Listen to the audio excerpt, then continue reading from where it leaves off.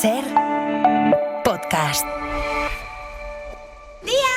¡Abre! Échame una mano, anda, que no veas cómo está la casa. Ay, no, hija, que tengo aquí, bastante lío tengo yo aquí. No, que es mi primer día, no puedo fallar. Pero bueno, no te agobies, espera, que llamo a las otras. ¡Dolores! ¿Qué pasa? Anda, vamos a echar una mano a la Mari, que tiene problemas. ¡Carmen!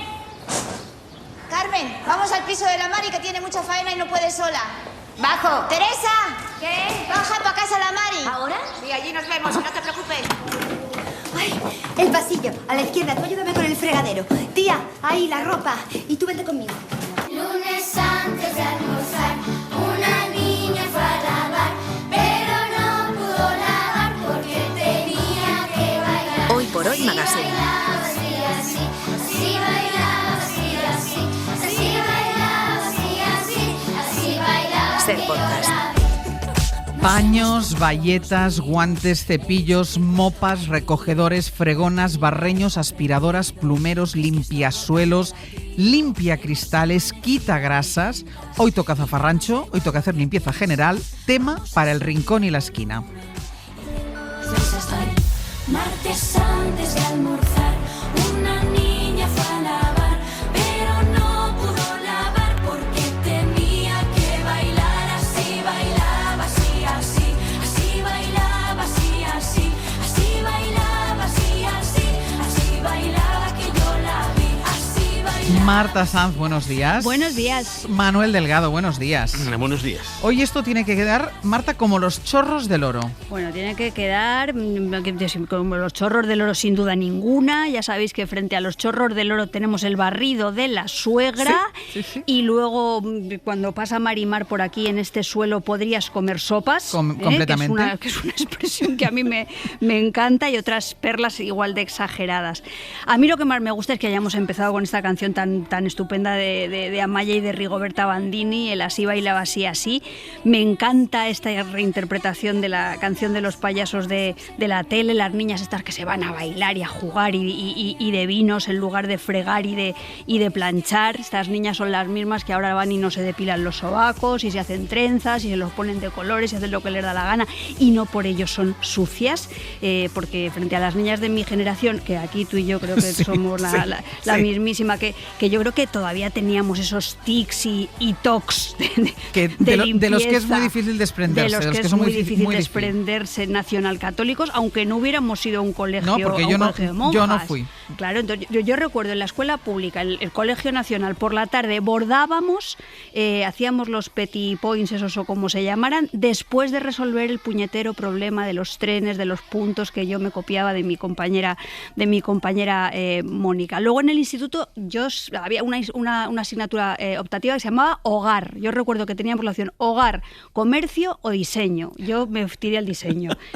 Por lo que sea. Al dibujo lineal, al dibujo técnico. Y bueno, el caso es que teníamos así instalada en el occipucio la idea esta terrible de que teníamos que ser hacendosas, buenas ecónomas, limpias, madres ejemplares, excelentes cocineras, exigentes planchadoras, conocer los cortes de la carne, saber si el pescado estaba fresco y al mismo tiempo ser competentes profesionales fuera de la casa. Entonces, esto era una obligación de género, no era una opción. Las niñas buenas ayudaban a la mamá en casa, y yo recuerdo que cuando era pequeña tuve una temporada que me estaba obsesionada con limpiar la bañera. Yo tenía que limpiar la bañera, yo veía amiguitas y mi madre me decía: Marta, esto no lo hacen las niñas no limpian la bañera, las niñas estudian y las niñas se van a jugar, pero yo pensaba que para ser buena de verdad lo que tenía que hacer era limpiar la bañera. Menos mal que mi madre tenía muy claro aquello de que el trabajo doméstico era un trabajo, ¿no? Y yo recuerdo en casa pues hacer los recados, hacer la cama, aprender a hacer alguna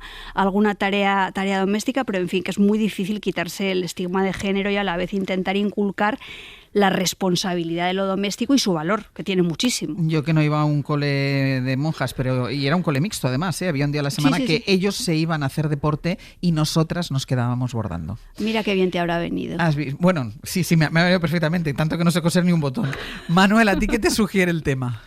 Hombre, yo creo que la gracia que tiene esto de por ejemplo, no proponer temas, a pesar de que incluso me animáis a hacerlo, es siempre esperar a ver qué toca, ¿no? Y obligarte a este ejercicio, a esta gimnasia de pensar vinculaciones, o sea, que me lo hace pasar muy bien. Entonces ahora pensaba, por ejemplo, en limpiar el coche. Pasar la aspiradora del coche es toda una ceremonia, una liturgia, que en efecto es el equivalente a otro nivel del coche, digamos, de lo que es de la idea de zafarrancho de la que estamos hablando. Lo que pasa es que en este caso sí que me pilla un poco más de cerca y me siento más interpelado. Porque ahora, claro, yo dentro de poco, dentro de un año me jubilo, pero tengo el despacho lleno de cosas y estoy empezando a hacer limpia. Y no. Pobre. ¿De qué nos reímos? Es que yo pobre, depende de los años que lleves en ese despacho, eso es tremendo. Hombre, pues 40 años, imagínate, es que es rápido. Pero no es que esté desordenado, es que está lleno de cosas. Por ejemplo, las tesis doctorales, claro, no me las puedo llevar a casa. Hay muchas cosas que no me puedo llevar a casa. Entonces tiene que venir alguien que las retire para destruirlas. Pero es ese trabajo. Yo recuerdo un colega que me encontré en el ascensor con un carrito de estos del Carrefour, lleno de cosas del despacho, que se las llevaba. Porque cuando llega ese momento ya puede ser quien sea, pero es que te echan de tu despacho. Y entonces, de pronto, ver que has de vaciarlo y que muchas cosas no te las vas a poder llevar, que tienes que regalarlas, dejarlas encima de la mesa por si alguien las quiere, llamar para que las destruyan, ¿sabes? Te hace pensar tú. Te hace pensar lo mismo que me hace pensar ver mis libros. ¿Qué va a ser de ellos tú? Sí. No cuando me jubile, que continuarán estando donde están, sino después de que me jubile. Y esto da que pensar, porque en el fondo uno llega a la conclusión de que en el fondo la vida es un mandala, ¿sabéis? Esto que hacen estos monjes budistas. Que hacen de pintar, ¿no? Bueno, de hecho no pintan, es como si fueran es arena de colores, sí, que les da para hacer unos complejos de dibujos no pintados, pero que son impresionantes por su complejidad y por supuesto por su belleza. Y que cuando acaban les dan un manotazo y ya está, un poco para advertir de lo inútil de toda acción, porque nadie se lleva nada, y del despacho menos. Y esto te llevaba una canción de Tonchu. Sí, porque habla, me viene esa canción en la cabeza porque habla básicamente de algo parecido, que es cuando de pronto una pareja se separa y tiene que repartir las cosas, esto es tuyo y tal. Que es algo parecido, ¿no? Porque en el fondo en esa operación lo que se está poniendo de relieve es que los amores se mueren y nosotros con ellos habitualmente. Mira, escucha. Esta nuestra casa se ha cansado de peleas, gritos y portazos, de esconder tras sus cortinas tanto desencanto provocado por el paso de los años. Y ha empezado tanto amor a hacernos daño. Cajas de cartón amontonadas en la entrada. ¿Esto de quién es?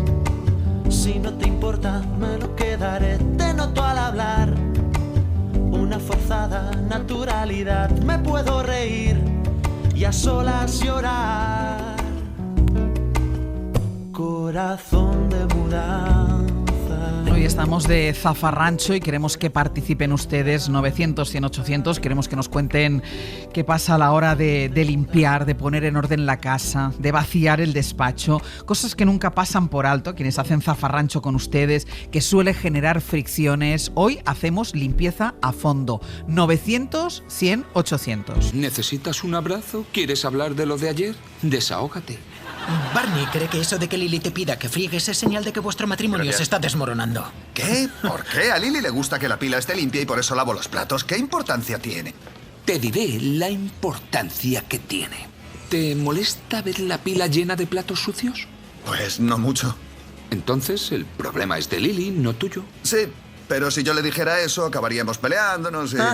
Os peleáis. Voy a hacer limpieza general. Hoy por Hoy Magazine. Que no quede nada por tirar. Ser Podcast. Malos rollos, rabia y soledad. Aquí seguimos con Marta Sanz y con Manuel Delgado en El Rincón y la Esquina, hoy hablando de todo lo que rodea al zafarrancho, la limpieza general de nuestras casas, de nuestros pisos, de nuestros despachos, de nuestros coches, que Manuel ha sacado antes también la limpieza del coche. Vale todo, zafarrancho, hoy vamos a hacer limpieza a fondo. Y si hablamos, Marta, de hacer limpieza general, estamos hablando de algo como mecánico, ¿no? De algo físico, pero escuchando lo que decía antes Manuel, me hace creer que quizá también se requiera cierta preparación mental para ciertos zafarranchos, ¿no? Porque uno no sabe lo que se va a encontrar, de lo que tiene que prescindir, como decía Manuel, de lo que vamos a perder.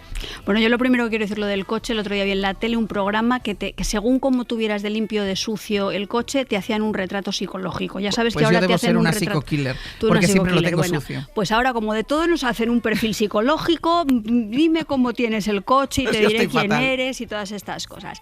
Pero vamos, que en general esto del zafarrancho, la limpieza general, el darle la vuelta al colchón, limpiar las ventanas, no solo los cristales, que hay gente que se cree que se limpian los cristales y ya está. No, hay que limpiar también las ventanas, la campana de la cocina, las lámparas, los interruptores, que es algo que yo aprendí durante la pandemia. Ay, madre mía, qué sucios están los interruptores, y aquí ponemos el dedo todo, ¿no? Entonces, es cierto que a veces no tenemos cabeza para saber todo lo que se debería limpiar en una casa, y que por otro lado, como tú decías, Ángels, emprender una limpieza general, cortarse el pelo, hacer mudanza en la vida, pues lo que está implicando es una necesidad de cambio, de renovación.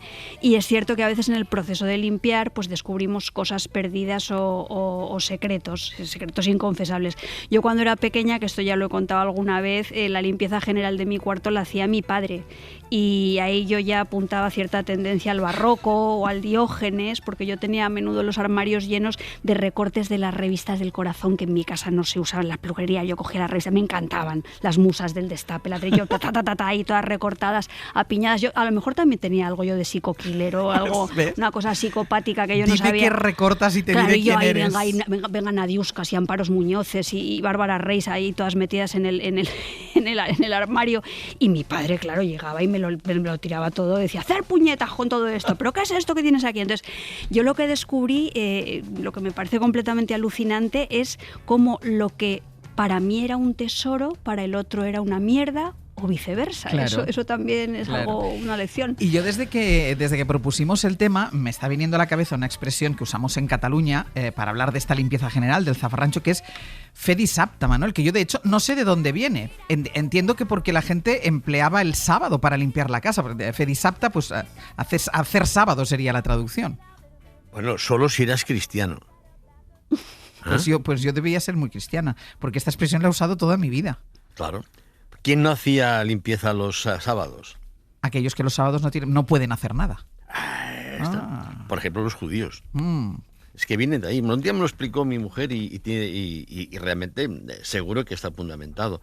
A mí me interesa sobre todo las operaciones especiales. ¿Sabes? No se trata de limpiar la casa, sino decir, hay que vaciar la nevera. El microondas. Entonces, de hecho, es una cosa que hacemos casi prácticamente como si fuera una operación, un comando, porque no queremos que de pronto se entere el microondas que vamos allá por él. Nos acercamos sigilosamente, de pronto lo abrimos y nos abalanzamos sobre él para limpiarlo, porque habitualmente no se deja. Pero yo pienso básicamente en esos, digamos, pequeños, los rincones, ¿eh? En catalán, al racons. Sí. Esto hay que meterle mano. y es justamente una operación. Pero aunque yo creo que, si me permitís, la imagen perfecta de lo que es el zafarrancho y cómo hay que afrontarlo, quien nos lo da es Blancanieves, si alguien recuerda, que todo el mundo recuerda, cómo, a pesar de que los enanitos son varones, y hay grandes versiones del cuento en las que no voy a entrar ahora, que supongo que hay que animarles un poco, especialmente a que se pongan a limpiar su propia casa. Y es una escena bellísima que quien no recuerda de la película de Walt Disney. Por si alguien no lo recuerda. Vosotros vais a fregar. Quitar las telarañas será vuestra misión. A vosotros os toca ordenar. Y a mí barrer la habitación. Silbando al trabajar. Hoy juntos y contentos limpiaremos. Bueno, Ahora hay listas de Spotify para limpiar, para ponerte música mientras limpias, porque además hay gente, y yo conozco más de una, Marta, que les relaja limpiar. O a lo mejor es que buscan en un trabajo mecánico una distracción para no pensar en los problemas. Es decir, mientras limpio no pienso en otra cosa. Yo es mi caso, antes de que lo que diga Marta, a mí realmente me ¿A tú te relaja limpiar? Sí. Sí, en serio. Vale. Bueno, yo hubo una época en la que creo que estaba tan averiada de la cabeza, tan loca, que a mí la actividad que me parecía más relajante de este mundo era limpiar boquerones. La cabeza, pum, las tripas. Me parecía una actividad súper liberadora. Ahora no prefiero nada. Ahora, como diría Barleby, yo preferiría no hacerlo y de hecho casi nunca lo hago, lo hacen por mí, me cuidan, pero me acuerdo perfectamente cuando mi marido y yo empezamos a vivir juntos, yo pasaba el aspirador y él limpiaba el baño, yo cocinaba y fregaba la cocina, que era la época aquella maldita de los quemadores, las vitrocerámicas no eran todavía tan comunes, y él hacía la compra. Luego cambiamos un poco los papeles y él pasaba el aspirador porque era más pesado y yo fregaba el baño, lo de la lavadora era asunto mío, y ahora afortunadamente él se encarga de todo y yo vengo aquí a trabajar a la radio con vosotras, tan contenta y tan feliz, y una vez a la semana nos ayuda Joana, que está bien dada de alta en la Seguridad Social. Esto es muy importante decirlo, que no se nos olvide nunca, y yo creo que solo gracias a estas ayudas yo puedo dedicarme al oficio de escribir. Lo que decíamos antes, solo gracias a Marimar aquí se puede trabajar. ¿Y cómo la echamos de menos cuando no está? Hombre, claro, ¿no? En todo caso, el trabajo doméstico, no sé si llamarlo, también es algo público, y eso, pienso en las barrenderas, los basureros. Para mí es el ejemplo perfecto del mito de Sísifo. Y así nos ponemos en plan, aquí siempre nos tenemos que poner un poco cultos latiniparlas, o como se diga, estas míticos y legendarios. Es el cuento de nunca acabar. O sea, tú crees que has acabado una cosa y cuando ya piensas que la piedra vuelta llega, otra vez. Y además, no te jubilas. Entonces, es una cosa, no sé, Manuel, tú qué pensarás de esto, pero a mí me parece terrible. Pero si a él le relaja limpiar, acaba de decir. ¿Será porque lo hace poco? No, sí que lo hago, pero escucha, lo que no se puede hacer es pararte a pensar. Si te paras, no piensas. Entonces, la actividad, el movimiento, no únicamente te relaja, sino que es justamente la oportunidad perfecta para pensar. Bueno, esto lo hemos hablado en alguna ocasión. Caminar ayuda a pensar, o sea, hacer algo. Pero yo, por ejemplo, no tanto limpiar, pero tú que dices lo de los boquerones, a mí, por ejemplo, partir verdura para hacer un pisto, por ejemplo, me relaja, pero yo entiendo... Claro, pero yo entiendo que ¿por qué no hacemos habitualmente un trabajo manual? Entonces, todo lo que sea manual relaja, te ayuda a pensar o a pensar en otra cosa. Escuchen esto, Sofía Loren es Antonieta, es una ama de casa que ha de recoger y limpiar mientras su marido, su hijo y el resto de vecinos salen a las calles de Roma a recibir y vitorear a Hitler. Es el 6 de mayo de 1938, una jornada particular, película de Ettore Scola. Buenos días. Buenos días, señor. Buenos días. ¿Cómo? ¿Usted no viene? No. Ah, claro, usted no tiene criada. Buenos días. Buenos días. Madre, no hay más que una. Aquí hacen falta al menos 3. Una limpiaría las habitaciones. Otra haría la cocina. Y la tercera, que soy yo, se metería en la cama a dormir. Empezaremos por aquí. Mamá, solo para ti mi canción. ¿Por dónde seguimos, Manuel, a partir de aquí? Hombre, esto es una cosa que pensaba decir al final como colofón, pero uno siempre tiene miedo de que el final no entre, y lo adelanto porque me parece importante. Siempre son metáforas de lo que hablamos. ¿Hacer limpieza de qué? Y yo creo que en estos días que corren y con lo que está pasando en Palestina nos podemos encontrar con lo que implica la llamada de limpieza étnica, como se quiera llamar, que es sencillamente que determinado sector de la sociedad entiende que otro sector sobra y no tiene derecho a existir, y hay que limpiarlo, hay que higienizar el país expulsando o matando directamente a aquellos que en efecto son entendidos como suciedad. Y creo que, bueno, hay ejemplos, pues imagínate, pues, no sé, digamos, los propios judíos, por ejemplo, ¿no? Los armenios, ¿no? Los 25 millones de indios que fueron exterminados gracias a la llamada conquista de América, eso es lo mismo. Y entonces me venía a la cabeza algo que tiene que ver justamente con la limpieza, que es acordarse, me encanta esta forma verbal, de aquella campaña de García Albiol, el alcalde de Badalona, sí, que no es de Vox ni de Alianza Catalana, que es del PP, pero, en fin, que de pronto puso unos carteles enormes en Badalona que ponía limpiemos Badalona. A ver, ¿de qué? Automáticamente se le acusó de genocida. Él dijo, no, que yo no he dicho nada ni de inmigrantes, ni de delincuentes, ni de nada. Yo digo que hay que limpiar Badalona. Entonces, cuando uno ve un spot publicitario municipal en Badalona en que García Albiol habla de limpiar Badalona, lo siento mucho, pero tanto algunos como sus víctimas potenciales saben de qué parte que está hablando. De Hola lo mismo a todos. que Vox. Os quiero informar que hemos iniciado una campaña de limpieza en todos los barrios de nuestra ciudad. Mirad, vamos a limpiar aceras, contenedores de basura, bancos. Queremos recuperar esa Badalona de la que todos nos sentíamos muy orgullosos. Yo soy plenamente consciente, y lo sé, que las calles de nuestra ciudad están en una situación bastante deficitaria. Que hay rincones que Pero están... sabemos de qué estaba hablando, ¿no, Manuel? Claro, por eso digo que en el fondo, de lo mismo que Vox y Alianza Catalana, es que es lo mismo. ¿Tú quieres apuntar algo, Marta, sobre estas limpiezas? Sí, el impulso político de limpiar a mí me resulta siempre muy estremecedor. Las calles, el país, el mundo. Es verdad que podríamos pensar que depende de que se limpie la corrupción de la política española. Vamos a limpiar la corrupción de la política española, pero en general lo que las limpiezas han llevado es al exterminio, al genocidio, a la barbarie, a hacer una limpia. Porque además yo creo que no es que se limpie, no se limpia lo sucio, se limpia lo frágil. Entonces, a mí me sobrecogen mucho esos movimientos municipales, nacionales o lo que sea, en lo que se limpia la calle de mendigos, de pobres, de gente sin techo, de lo que no resulta fotogénico para que los adinerados turistas puedan pasear tranquilamente por el centro con sus bolsas de Prada y tomarse un aperitivo en una terraza sin que nadie les moleste, ¿no? Ni les moleste a la vista. Ni les moleste a la vista, ni les puedan pedir una limosna, ni les peguen alguna enfermedad contagiosa. Luego, por frivolizar un poquito más, pero a lo mejor no tanto, está lo de dejar la mente en blanco, que a mí me parece un poco aquello del lavado del cerebro y forma parte de la autoayuda contemporánea, que también es muy relevante. ¿No os crea cierta inquietud cuando entráis en un lugar excesivamente limpio, ese limpio nuclear, que parece que ahí no viva nadie, Marta? Bueno, a mí las casas impolutas me dan muchísimo miedo. Yo creo que un exceso de limpieza lo que genera es mucha desconfianza, porque es inhumano, porque es insano. Hay gente con unas alergias terribles por los productos de limpieza que no pueden vivir, ¿no? Pero vamos, que es mentalmente antihigiénico. Y a mí me hace sospechar que si alguien ha limpiado mucho es porque hay una mancha muy gorda que tapar. Y me acuerdo de los escenarios del crimen del CSI. Mi preferido CSI es el de Las Vegas, sin duda ninguna. Y también tenemos a ese especialista en limpieza maravilloso que es Harvey Keitel en Pulp Fiction. Soy el señor Lobo. Soluciono problemas. Bien, tenemos uno.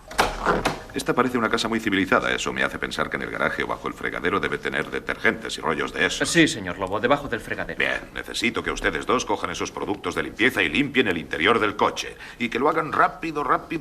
Tienen que ir al asiento trasero y recoger todos esos trocitos de cerebro y cráneo. Sáquenlo todo de allí. Después limpien la tapicería. Con respecto a la misma, no hace falta sacarle brillo. Y los charcos de sangre que se hayan formado, hay que recoger toda esa mierda. Bien, Jimmy, vamos a forrar el asiento trasero, el de delante y el suelo con colchas y mantas. Muchachos, a trabajar. Tú, de hecho, tienes un libro que de alguna manera conecta con esto que estamos hablando, ¿no? Bueno, es que justo el otro día preparando esto estaba leyendo un libro de Elvira Navarro que se titula La sangre está cayendo al patio, que es una colección de relatos, y dentro de esa colección de relatos hay uno que se titula El recogedor de animales, que empieza diciendo: trabajaba en el mantenimiento de autopistas y carreteras limpiando el firme y las cunetas. La limpieza sórdida de los animales muertos. ¿Cómo se nos queda el cuerpo cada vez que vemos un animal muerto en una cuneta, ¿no? Entonces hay alguien que tiene que retirarlos de allí, incluso cuando no están muertos del todo. O sea, los textos de Elvira Navarro son absolutamente sobrecogedores. Ella usa la extrañeza, la inquietud y el lenguaje del terror para hablar de nuestro mundo, y ese mundo es un mundo de empleos precarios y de periferias que ella retrata maravillosamente bien. Nosotros una vez entrevistamos aquí a los responsables de una empresa que se dedican a la limpieza de casas después de que haya habido un crimen.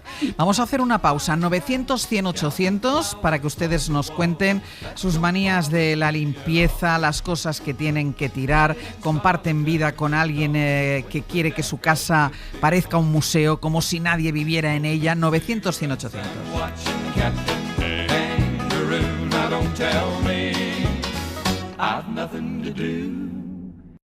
Hoy por Hoy Magazine. Ser podcast. Mi TOC tiene que ver con el pánico que sufro hacia los microbios, bacterias, hongos, ácaros, virus, en fin, todo ese tipo de cosas. Desde siempre. Yo creo que hago muy bien en preocuparme, ¿no? Cuando se oye lo que se oye y se lee lo que se lee. A veces la limpieza ocupa tanto en mi día a día que apenas tengo tiempo de vivir la vida, por ejemplo. Hoy por Hoy Magazine. Ella me dijo, tú puedes, campeón. Yo pensé en 1000 vitrinas vacías. Ser podcast. En mi cabeza la pura traición del campeón, que se despierta al mediodía. Se me apilaban las dudas como los platos en el fregadero. Necesidad de inflamable flojera de hacer las cosas que no quiero. Y en mi cabeza rondando la melodía que quiero cantarte. Espérate un momentito, chiquilla, que la prisa mata al instante. Te prometo que quito el fregado, pero antes déjame escribirte. Seguimos adelante con el zafarrancho y toca limpieza general con Marta, con Manuel y con ustedes que están llamando al 900-100-800. Ahora te hago otra pregunta, Manuel, pero antes has murmurado cuando yo le preguntaba a Marta, ¿te inquieta traer en un sitio que está excesivamente limpio? ¿A ti también? Limpio o ordenado. Ordenado, exacto. Como si no viviera nadie. Yo tengo un compañero que quiero muchísimo en la facultad que me inquieta siempre que entro en su despacho porque no tiene nada en la mesa. Y es una persona activa y todo. Digo, hostia, me preocupa de verdad porque no lo entiendo. Ya tienes que, en un despacho o en una casa, tiene que haber un factor de desorden que advierte de que ese lugar es un lugar viviente. No es que está muerto. De que ahí se vive. Oye, una cosa, de todas formas, como sueles decir, cuando hablamos de limpieza general, pero hablamos de otras cosas también. Hombre, primero porque definir lo limpio y lo sucio ya tiene una complicación. Define qué es lo sucio. Lo sucio que está lleno de mugre o de polvo. Claro, por ejemplo, la confesión sirve para limpiarte el alma, que no la conciencia, por cierto.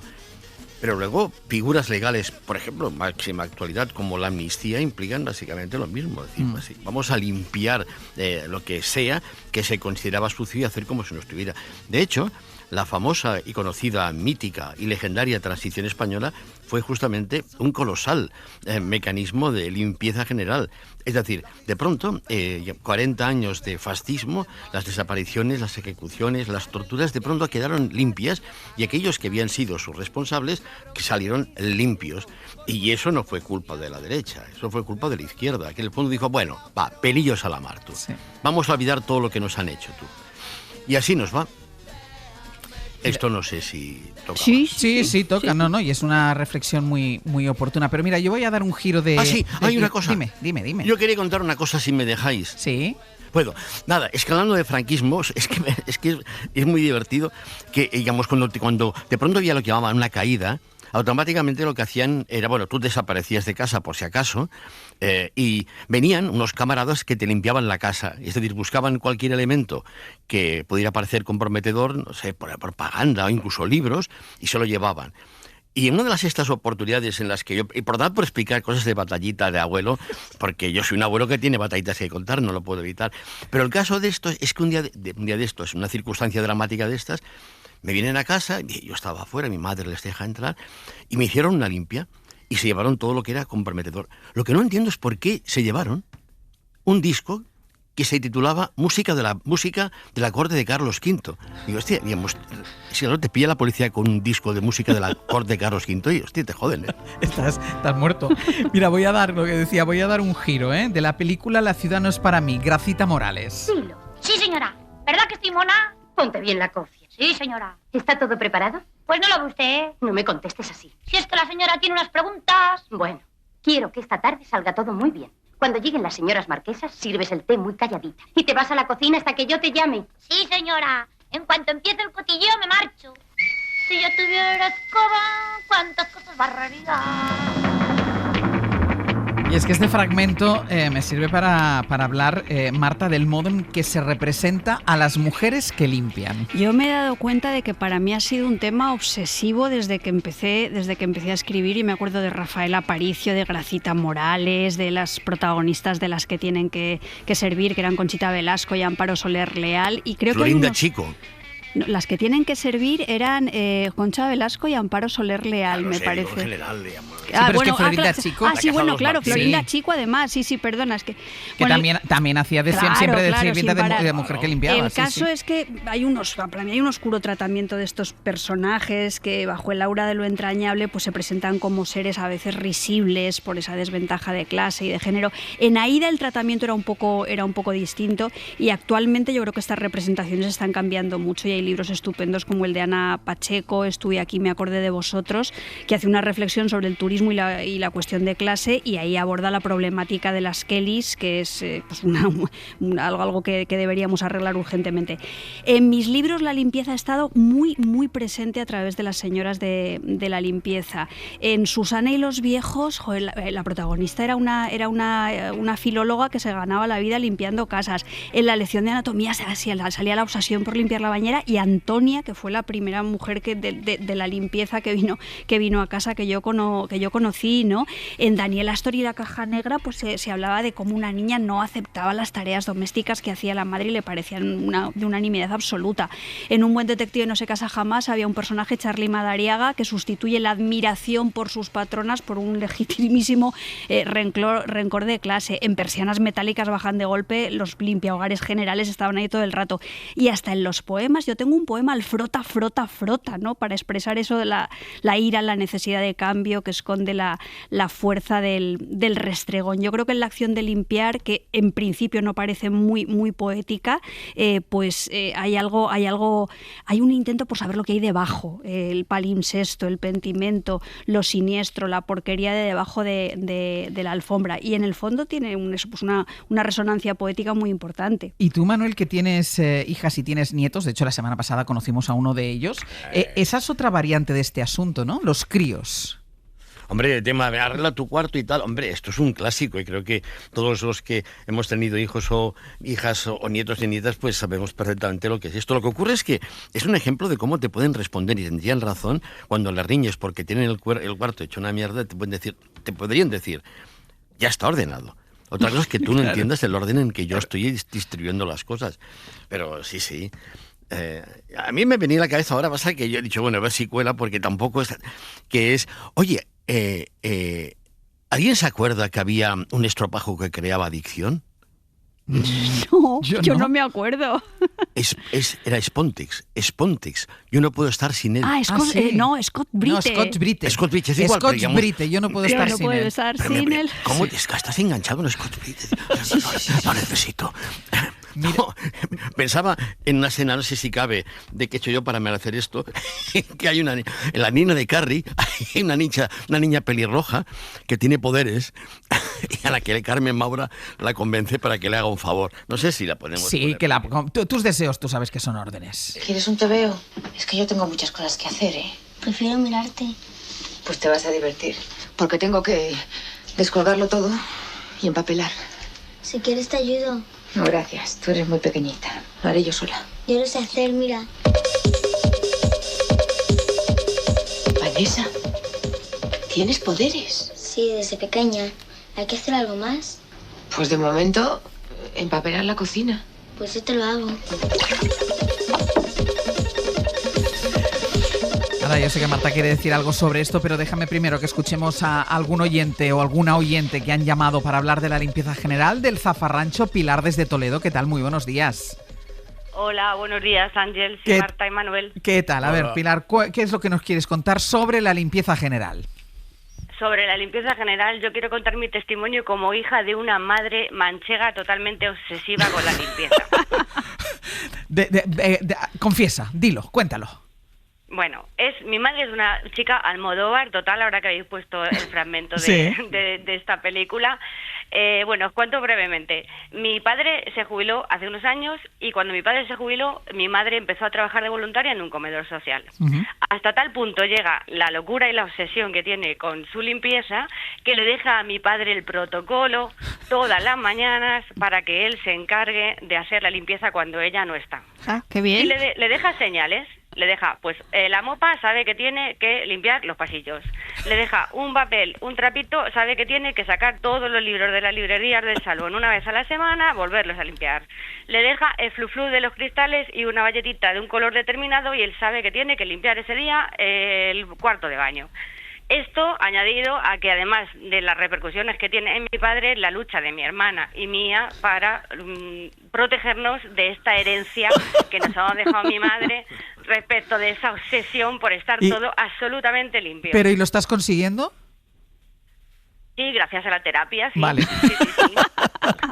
Lo que es maravilloso de tu madre, Pilar, es que os deja un juego de pistas, hace de la limpieza una especie de búsqueda del tesoro. Sí, es una estratega total. Es una estratega total. Y mi padre es una víctima inmolada. Pilar, muchísimas gracias. Un beso. Gracias a vosotras. Hasta un luego, beso, sí. Bueno, también lo hace más entretenido, así como un juego, de pistas. Claro. Que Bueno, hablando de juegos, hay una secuencia en Mary Poppins que ella convence a los niños de que arreglen su cuarto entendiéndolo como un juego maravilloso. Claro, es la manera de que los niños ordenen la habitación. El primer juego se titula Empezar bien ahorra trabajo. Me parece que no me va a gustar. En otras palabras, tenemos que colocar cada cosa en su sitio. No te decía yo, es una bruja. ¿Empezamos ya? Es un juego bonito, ¿verdad, Mary Poppins? Bueno, según se mire. Veréis, todo trabajo tiene algo divertido y si encontráis ese algo, en un instante, ¡chac!, se convierte en un juego. Y divertiros lograréis. Y escuchábamos antes que hacía también referencia a nuestro oyente al Almodóvar, ese fragmento de ¿Qué he hecho yo para merecer esto? Aquella ama de casa de los 80 que interpretaba Carmen Maura fotografiaba un modelo de mujer, pero claro, la pregunta, Marta, es ¿hacia dónde nos lleva el presente? Pues yo no sé, pero como estamos con Blancanieves y Mary Poppins, cualquier cosa nos puede pasar y esto también nos refleja mucho. A mí me preocupa mucho este retorno del modelo de la mujer buena y cuidadora de la casa, ordenadita, cuidada por fuera para ser agradable a la vista y que sabe quitar cualquier tipo de mancha, ¿no? Me preocupa incluso cuando es una opción, porque yo creo que hay algo muy reaccionario en ciertas opciones. También me preocupan los clubes de castidad y me cuesta pensar que ciertas formas de vivir son realmente elecciones libres. Para mí Martha Stewart es un poco la figura del demonio y Marie Kondo, ya sabéis que me pone un poco nerviosa. Sí. Y las nuevas influencers estas que dan truquitos o tips o como se diga, pues también me dan mucho que pensar. Sin embargo, me encanta el anuncio de ese limpiahogar que apela al dato de que en las casas limpias se folla más. Es un buen estímulo para quitar el polvo, no haremos el chiste fácil, pero es muy, muy interesante ver cómo ha cambiado el punto de vista en la publicidad para anunciar productos de limpieza, cómo eso refleja un cambio de mentalidad. Ya no solo limpian las mujeres, limpiar no solamente es el combate de una señora o de un pato contra la costra del váter, o sea, no es solamente una cuestión bélica de zafarrancho de combate, sino que es algo fluido, un baile, así una juerga. ¿Que cómo consigo paz mental? Mira cómo limpias, mira cómo desinfecta, dale a Sanito Lea, las superficies no estropea. Oye, es que no irrita, con perro y niño estoy tranquila. Que también es una manera de engañarnos como a chinos, pero bueno, en fin, como a chinos no, quiero decir, de engañarnos en general. De engañarnos. Mireia desde Barcelona, ¿qué tal? Muy buenos días. Hola, buenos días. ¿Qué tal? Muy bien. Cuéntanos, Mireia. Bueno, pues yo soy una, además de las mujeres de limpieza, que os escuchamos todo el día, conectadas, y pues nada, le comentaba a tu compañero, pues ya yo hice un curso de esos de limpieza de hoteles, sí, y te enseñan lo que es el circuito de limpieza. El circuito es pues de arriba abajo, de dentro para afuera, poco producto, siempre menos es más, te dicen, buen aclarado, y me olvidé decir a tu compañero que en mi caso tiene que haber algo de fondo, que sea la radio, música, o tienes que, pues eso, el chafarancho tiene que ser a lo grande ya. Para ti es fundamental esa compañía auditiva. Por supuesto, sí, claro, porque estamos todo el día con nosotros mismos, que para mí es muy gratificante. A mí me gusta la limpieza, lo malo, lo mal pagado que está. Ya. pero claro, necesitamos pues eso, que nos acompañen un poquito. Pues Mireia, muchísimas gracias. Espero que te sirvamos de compañía para ese ratito. Por supuesto. Muchas gracias, adiós, un beso. ¿Tú necesitas la radio o música o estás tú solo con tus pensamientos, Manuel? Bueno, pues es compatible, pero sí, me pongo la radio y tal. A lo que me obligo cada mañana justamente es a limpiar algo fundamental, que es la terraza, que está llena de cagarrutas, no únicamente de las tórtolas, que en el fondo cagan poco, sino de todas las palomas que se nos acoplan y que no sé cómo decirles que las pipas no son para ellas, pero están allí y entonces te llenan la terraza y tal. Y soy gravemente reprendido por ello. Una última recomendación. Manual para mujeres de la limpieza, los relatos de Lucía Berlin, en la que ella habla de cómo la vida, las necesidades de la vida la llevaban a ejercer distintos oficios. Pues ella fue recepcionista de hospital, profesora de talleres literarios y señora de la limpieza. Con los relatos de Berlin, las lectoras pensamos en nosotras mismas, nos damos un poquito de lástima, pero también nos queremos mucho y creo que esto es importante. Pues así terminamos. Marta, Manuel, la semana que viene no nos encontramos, que vamos a estar en Valencia haciendo un programa especial por el primer aniversario de la Dana, pero ya la siguiente, otra vez aquí en El Rincón y la Esquina. Un beso. Manuel, nos parece mal, ¿verdad? Hombre, a mí me da un disgusto y ahora yo quedo desorientado, no sé. Pon la radio. Pues saldré de aquí. El miércoles pon la radio. Un besito. Un beso. Adiós.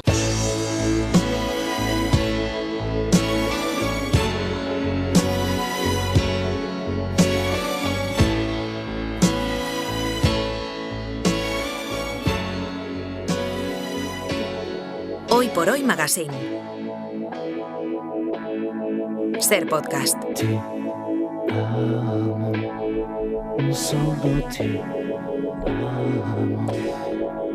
Brian Pérez, buenos días. ¿Qué tal, Ángels? Buenos días. Un clásico para este momento de resumen del programa. Pues sí, en este programa somos muy de música italiana. Hoy lo hemos demostrado esta mañana con... Esta mañana era Eros Ramazzotti. Eros Ramazzotti, pues yo te traigo Umberto Tozzi. Venga, pues así somos. Perfecto. Nos encanta la música italiana. Hoy hemos venido especialmente cariñosos en algunos tramos del programa. Sí. Que si Cari, que si El Amanecer. Sí, hoy el amor flotaba en el aire. No sé si será cosa del sueño o no, o va metido dentro de nosotros. Sí que es verdad que llevamos 24 horas hablando de la que se lió en la plaza madrileña de Callao con la presentación del disco de Rosalía. Y digo yo que no sé si era cosa del sueño porque hay días en los que este programa a primera hora de la mañana pues se convierte en todo un festival del humor. Bueno, porque en Callao ya no hay nadie ahora. O sea, tú pasas por Callao ya no... Están esperando que terminemos nosotros. Hoy por hoy. Vale. De hecho, hay una cuenta atrás. Claro. Sí, yo he pasado por Callao y estaban los de siempre. Dirías que en Callao estaban en silencio, ¿no? Bueno, llévate esto. En Callao estaban en silencio. Qué malo ha sido el chiste de Agustín Rodríguez de la radio en España, menos mal que luego tenemos 6 horas. Nos venimos arriba. Claro, tengo 6 horas y 20 para compensar los chistes. Bueno, y quiero destacar también un momento hoy en el abierto. Hoy el abierto de hoy, Ángels, ha sido de marcar. Ha estado muy bien. Sin desmerecer a los demás, ¿eh? Pero el de hoy merece un Ondas. Pero hoy nos hemos centrado muy bien en todos los temas. Hemos criticado algunas situaciones que se dan en el Congreso de los Diputados. Hemos hablado de vivienda, que es un problema muy grave que nos afecta a todos. Y me quiero quedar con una reflexión de José María Lasalle, precisamente hoy que era miércoles de sesión de control, sobre en qué se ha convertido el Congreso de los Diputados. Es que la política no está sabiendo dar respuesta a los problemas reales. Y es tan fácil bajar la tierra, la transformación que el Parlamento todos los miércoles trasladan a la opinión pública, que es un plató televisivo de polarización. Vemos a unos señores trajeados, que evidentemente no están cotidianamente asomándose a la realidad de las cosas, que manejan además el argumentario político para explicar esos problemas. Pues hombre, realmente lo estamos haciendo realmente mal. Muy bien. Hay muy espectro bien, de mejora. Ahí está muy bien Lasalle. Muy bien, Lasalle. ¿Qué nos queda? Bueno, pues nos queda llegar al éxtasis con el Aleluya de Mesías, de Händel, porque aproximadamente a las 11:30 vamos a hablar con Alauda Ruiz de Azúa sobre Los Domingos, esta película que llega a los cines y que ganó la Concha de Oro en San Sebastián y que es una maravilla. Y en unos minutitos está por aquí Pepe Rubio con Mercedes Pinto en El viaje de ida, una exponente feminista de América Latina que incluso llegó al exilio por defender sus ideas. Pues vamos a ello. Vamos a ello.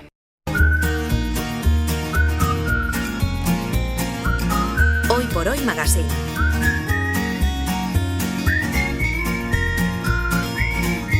Ser Podcast. Fes una foto del terrat que des d'aquí es pot veure a Mart. La roba estesa al meu agost, un camp d'espigues i cargols. Esperarem que passi el fred i sota l'arbre parlarem de tot. Es tanto lo que adoro la gesta de mi vida que aquellos que la ignoran me desconocen, pienso.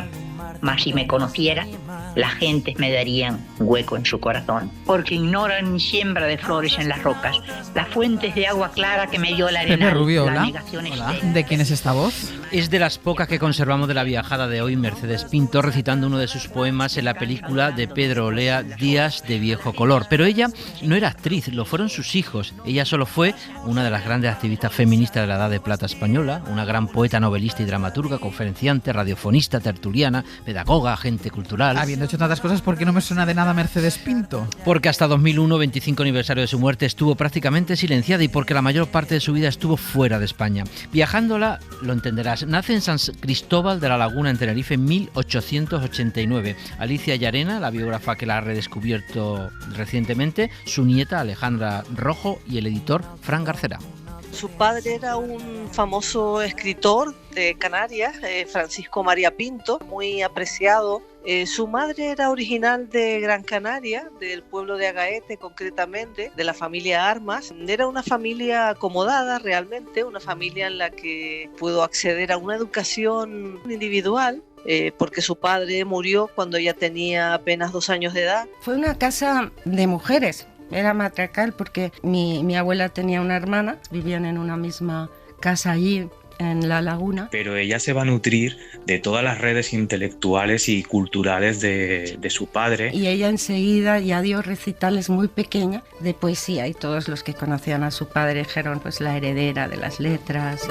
O sea, que de niña ya escribe poesía, ¿no? Todo un prodigio. Sí, y con 14 publica un poemario, escribe en prensa, un prodigio y mucho más. Fran Garcera, experto en la Edad de Plata y editor de su poemario Cantos de muchos puertos. Su familia, según cuenta ella en sus memorias, la apodaban la anarquista, porque no solamente tenía una potencia literaria, sino que además tenía unas ideas que estaban completamente avanzadas a su momento y también a su edad, que esa es otra de sus características, la gran conciencia social que tuvo desde muy joven.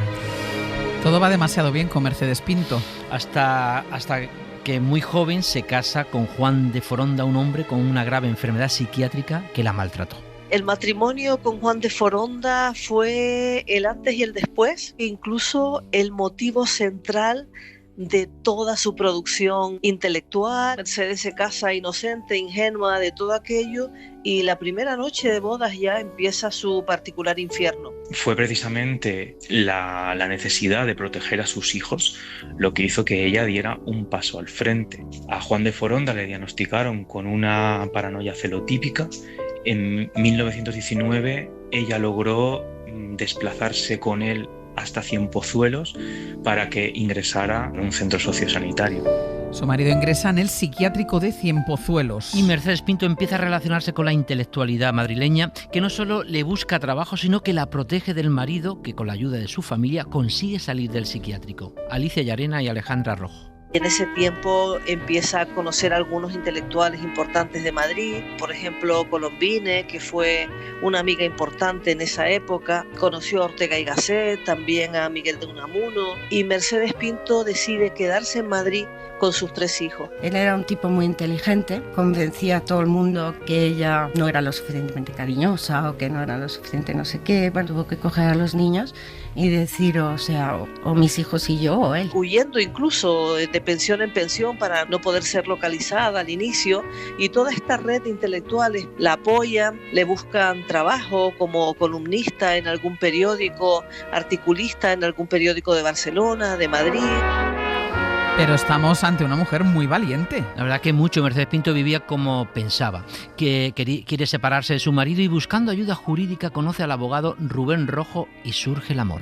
Fíjate, es curioso, el primer marido tenía 14 años más que ella y el segundo va a tener 14 menos, ¿no? Conoce a Rubén Rojo porque precisamente necesita un abogado. Ella sigue tratando de tener una especie de protección legal, una separación. Está hablando con el director del despacho, le dice: Rubén, acompaña a la señora Pinto hasta su casa. Bueno, y en ese paseo comienzan a hablar, quedan, en fin, y se desarrolla toda la historia amorosa y ella se queda embarazada de su primer hijo con Rubén Rojo. Fíjate en la situación, ¿no? Bígama, adúltera, o sea, impresionante, increíble para la España de aquella época. Claro, Mercedes Pinto es muy moderna. Y no para, protegiendo a su familia, publicando de esos años el poemario Brisas del Teide, sobrevive como puede, y en este contexto su amiga Carmen Burgos Colombine, que tenía que dar una conferencia en la Universidad Central, enferma y le pide a ella que la sustituya. Y ni corta ni perezosa, en una España muy católica y con miembros de la Casa Real entre el público, decide hablar del divorcio. Recreamos un fragmento. Oiga, es que ustedes piden pruebas del maltrato, pero ustedes comprenderán que muchas veces ese maltrato se da en la intimidad y es imposible que podamos traer pruebas de algo que sucede en la intimidad. Yo sé que muchas mujeres sentirán al oírme la impresión de que soy una librepensadora a la moderna. Yo puedo declarar sencillamente que soy cristiana y que el hogar y la familia son los tesoros que enajenan mi espíritu, pero no un hogar a la fuerza ni una familia creada en medio del terror. Por eso, digo antes, divorcio como medida higiénica. El divorcio como medida higiénica, y eso va y lo suelta en la Universidad en Madrid en 1923. Y en plena dictadura de Primo de Rivera, el general la citó al día siguiente en su despacho y este fue el diálogo recreado por Sergio Castro y Ana Uslé. ¿Es usted la señorita que ha dado esta semana una conferencia sobre el divorcio? Sí, solo que soy señora y con hijos. ¿Y no sabe usted que España tiene un concordato con el Vaticano? No, señor, no lo sabía. España es católica y no se puede consentir que se hable de cosas que Roma prohíbe. No lo puedo consentir porque otros seguirán hablando de cosas cada vez más prohibidas. ¿Entendido? ¡Y que no se hable más! Hombre, es que te cite el dictador en su despacho y te eche esta bronca debió ser brutal para Mercedes Pinto. Pero ella no se retractó, ¿eh? Además, le empiezan a llegar rumores y amenazas de que sería deportada a Fernando Po, a Guinea Ecuatorial, pero ella se mueve antes. Le recomiendan como destino Uruguay, un país muy avanzado en aquella época. Fran Garcera. Antes, ella tiene que solucionar su situación matrimonial para poder salir de España con sus 3 hijos, puesto que necesitaba el permiso de su marido. Lo que hace es casarse en un pueblo de la frontera con Francia con Rubén Rojo y entonces incurre en un delito de bigamia, pero consigue, gracias a ese matrimonio y los papeles que se derivan de él, abandonar España hacia Portugal. Ven y dame tu mano, que en la mía será como de bronce. Y así fundidas romperemos el mundo, si en el mundo vallas levantan manos enemigas. Y Mercedes Pinto, casada y feliz, llega a Lisboa con su marido y sus 4 hijos, 3 del primer matrimonio y Rubén del segundo, para embarcar con destino Montevideo. Pero no todo es tan feliz. Alicia Llarena y Alejandra Rojo. El hijo mayor de Mercedes Pinto, con quien ella tenía una afinidad preciosa, le da un ataque cerebral y se muere en Lisboa. Y tienen que dejarlo atrás y seguir hacia adelante con el resto de la familia. Reposa, reposa ya, corazón, que en el rincón de la fuente donde crecen las oscuras, tristes, largas espadañas, el amor no ha de buscarte. Muere su hijo mayor en Portugal, pero nace mi padre en alta mar. O sea, toda la huida la hace embarazada, pierde a un hijo en Lisboa, pero le nace otro en el barco. Es una constante en la vida de Mercedes Pinto, la sucesión de dramas con situaciones de felicidad. Y a mitad de los años 20 llega con su familia a un país entonces muy moderno, Uruguay. Allí es libre por primera vez y demostró dónde podía llegar. Alicia Llarena. Enseguida empieza a trabajar en los diarios de Uruguay como articulista, en revistas literarias, como entrevistadora de grandes figuras femeninas. Se convierte incluso en oradora y el gobierno de Uruguay la contrata para dar conferencias también. Allí se publica también la novela Él, publica allí también su segundo libro de poemas, Cantos de muchos puertos. O sea, Uruguay es la explosión de Mercedes Pinto. Pero es que estrena también en el Gran Teatro Solís de Montevideo su obra Un señor cualquiera, crea una compañía de teatro y lo que le hace más famosa, que ya lo era, es la creación de la Casa del Estudiante y la radio. Fundó en su casa la Casa del Estudiante. ¿En qué consistía esto? Pues que en el patio de su casa todos los sábados había una actividad cultural que estaba abierta a toda la ciudadanía de Montevideo. un sitio cultural, un lugar cultural tan famoso que hubo un momento en el que de hecho ya no tenía sillas para todo el mundo. Tanta gente que el ayuntamiento le mandaba sillas. También incluso en la radio, ahora que estamos en la radio, ella tuvo una sección que era una especie de consultorio. En aquella época se llevaban mucho los consultorios sentimentales, pero ella lo llamó consultorio espiritual. Toda la ciudadanía de Montevideo la conocía por ese programa en la radio. Pues qué pena, ¿no?, que no tengamos grabaciones de la voz de Mercedes Pinto en la radio. Entonces, como aquí nada se grababa prácticamente, pero gracias al documental sobre ella de David Baute, sabemos que siempre se despedía de la misma forma. Para todos, mimos, caricias, halagos y ternura. Pero hablando de despedidas, a principios de los años 30 abandona Montevideo y la ciudad le despide en el puerto. Cuando me vi abrazada por cientos de brazos de mujeres, saludada por el pueblo, por los estudiantes, los intelectuales y mis amigos los obreros en forma indescriptible, rodeada de flores, envuelta en lágrimas y en voces de amor, yo sentí la emoción más grande. Lo último que hace Mercedes Pinto antes de abandonar Uruguay es fundar la compañía de arte moderno Mercedes Pinto, y con ella comienza toda una gira por Sudamérica. ¿Por qué se va de gira? Ella quería volver a la ya España republicana, pero antes quería recorrer y vivir en algunos países americanos. Era como la piquer conferenciante, su nieta Alejandra Rojo. Iban en barco, con baúles, con el preceptor, con la ex monja, con el mono de mi tío Rubén. Me encuentro un librito de no sé qué lugar del mundo donde pone todas las conferencias que da en un día y alucinas. Cada conferencia era de diferente tema, era de diferente lugar. Podía ser en la universidad o en la iglesia de un pueblo. Y entonces me empecé a reír porque dije, no es posible. O sea, ¿cómo se puede tener esa capacidad de en todo un día tener todas estas conferencias, hablarles de distinta manera a cada uno para llegarles donde ella quería llegar? Pero es muy grande esta mujer.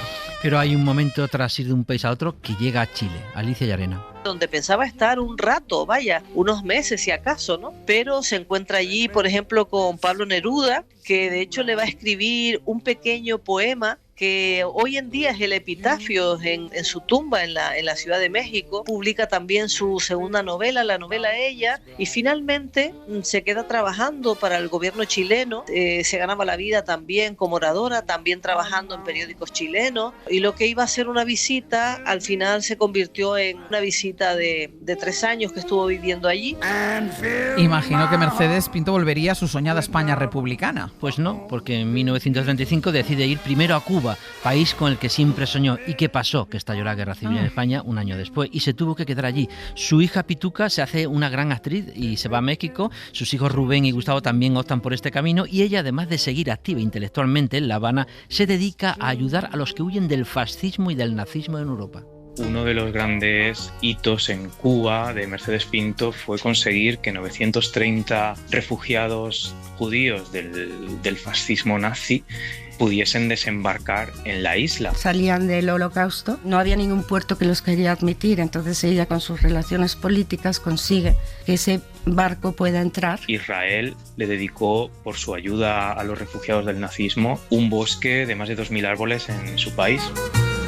No para de sorprenderme la fuerza en todos los campos de Mercedes Pinto y además en cada país se convierte algo así como en un faro. Y en Cuba está hasta 1943, su hija Pituca pues ya triunfa en México en el cine y ella se va con ella cuando muere su marido en Cuba, el amor de su vida, Rubén Rojo. El gran héroe escondido detrás de todo esto fue mi abuelo, porque irse con una mujer con hijos 17 años mayor a semejante aventura, desheredado, porque la familia, imagínate el escándalo, o sea, lo sería ahora. Pues imagínate entonces, y se arriesga a ir con ella a pesar de todo, por encima de todo, y fue una gran ayuda y siempre fue un gran apoyo para ella. Toda una vida. Y ya tenemos a Mercedes Pinto en México. Llega con 70 años, se dedicó más a seguir la vida de sus hijos, actores muy populares, también a relacionarse con toda la intelectualidad. Luis Buñuel lleva al cine su novela Él, y se hace tertuliana de la televisión. Pero ¿cómo era en familia? Alejandra Rojo. Sabía escuchar, era muy dulce. Nos reíamos mucho, además eran risas muy naif. Le encantaban las historias que contábamos los jóvenes, le encantaba rodearse de gente joven. Nunca le oí un mal tono, nunca le oí quejarse. Tampoco hablaba de su pasado, porque era el día a día el que importaba. No quiero hablar de muertes, de éxodos ni dolores, no quiero hablar de penas, no quiero hablar, porque las llevo dentro de mí como una carga. O sea que Mercedes Pinto vivía en presente. ¿A España vino? Vino con Rubén y Gustavo, sus hijos, pero porque fueron estrella también, además del cine mexicano en España en los 50. Incluso se alquilaron un pisito en Madrid que sirvió a Mercedes para relacionarse con los intelectuales y se reconcilió un poco con España. Y a Canarias, aunque terminó visitándola también, le costó más. El escritor Juancho Armas Marcelo es familiar y ha escrito mucho sobre su vida.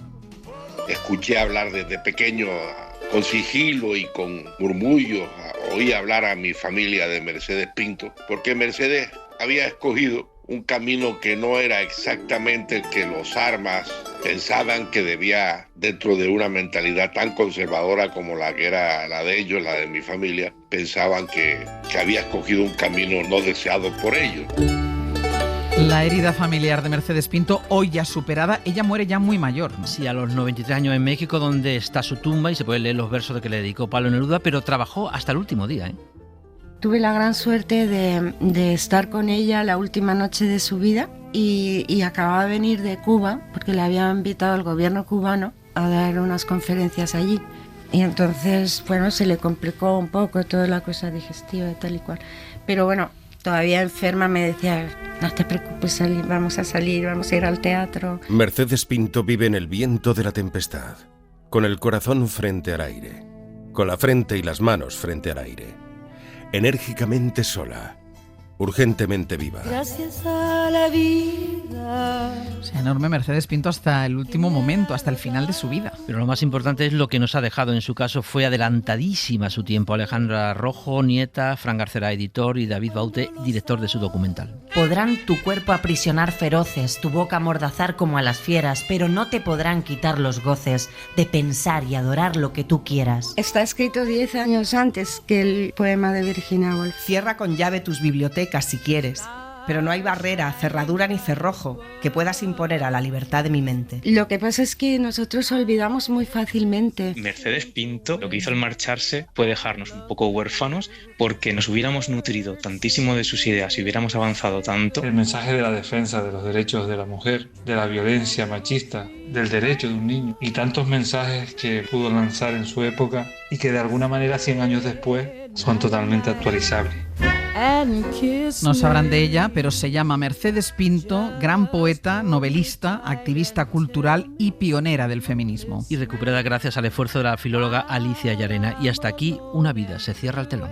Bajamos ahora este telón como el del eterno femenino, gritando con palabras parecidas y unánime ideal. Hay que cambiarlo todo, las costumbres, la indiferencia, las leyes, todo. Mercedes Pinto, otro descubrimiento. Pepe, gracias. A ti, hasta luego.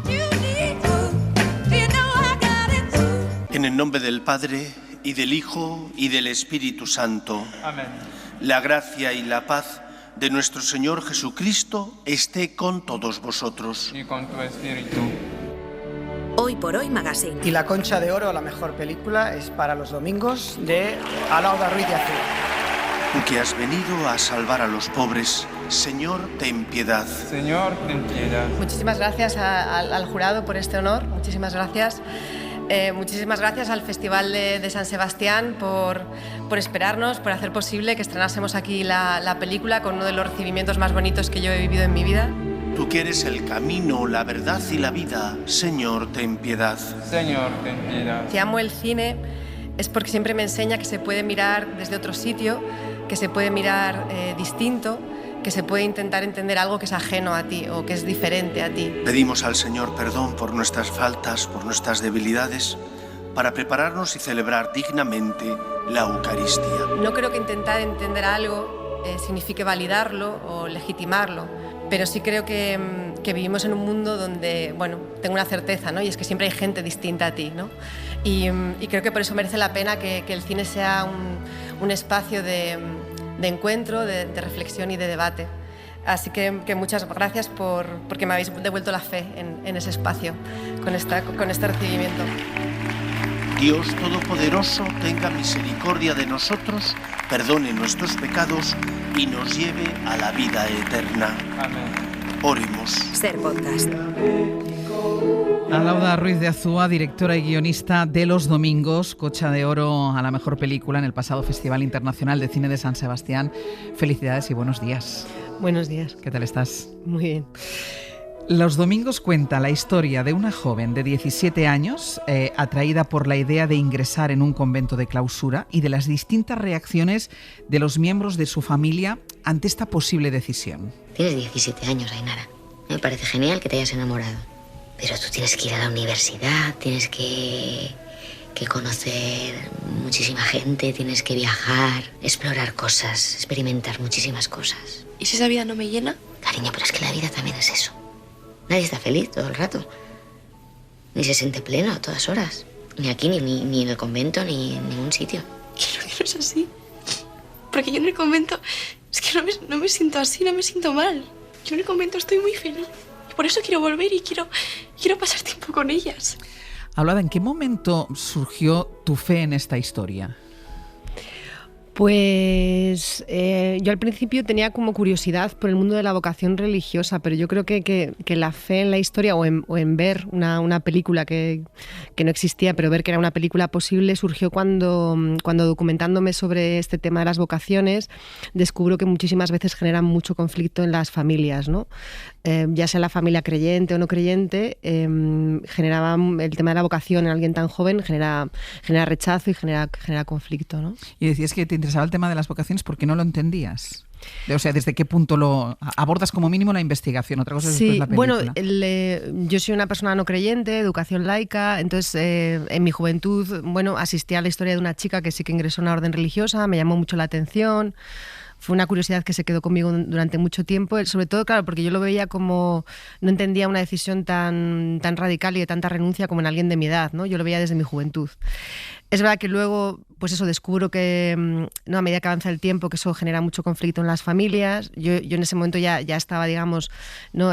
Haciendo un cine que reflexionaba sobre la familia, acababa de rodar 5 lobitos y ahí es donde decido que tengo eso, un ángulo para contar esta historia que me empieza a interesar casi más, que es el viaje familiar, ¿no? Cómo, no sé, cómo se maneja una familia cuando... ¿Cómo aborda la familia un problema o un tema determinado? Cuando un adolescente, ¿no? Para el que tienes como, unas expectativas y un camino, o esperas algunos caminos, ¿no? De repente te sorprende diciéndote que no, que quiere otra vida completamente distinta, que además te puede parecer en un momento dado una locura, ¿no? Y además yo creo que es un tema que los que somos madres o padres, tú estás preparado para que tu hija o tu hijo te diga muchas cosas o te anuncie muchas decisiones vitales, pero yo creo que esta es la última en la lista de cosas que te esperas que te diga un hijo.